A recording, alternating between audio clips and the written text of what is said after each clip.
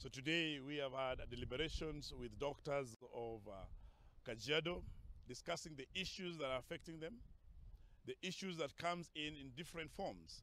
We have frustrations that comes in clearly with clanisms and tribe aspects, where doctors are not being promoted. And if those few are promoted, it's based on clanism, it's based on the tribes. We have seen that there's so many specialists that are in this county that have come back, and for almost 10 years, these doctors have not been promoted. And therefore today we are calling out the county that we have given notice before that have not been implemented.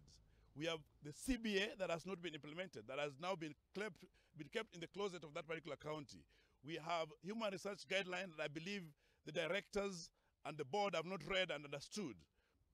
Hapa kuna ile kitu tunaita clanism na tribalism.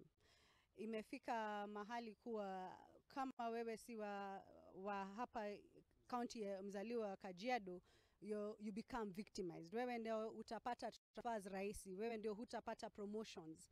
So hiyo imeonekana kuwa there's a lot of clanism and there's tribalism in Kajiado. Madaktari kwa hospitali chache kuna gap kubwa. Kwa hivyo kwa sababu ya hiyo gap unapata daktari akiomba kwenda leave huwa ananyimwa. Akitaka kuweza kuenda shule huwa hapatiwi hiyo nafasi ya kwenda shule kwa sababu county yasema kuwa kuna deficit, upungufu wa madaktari.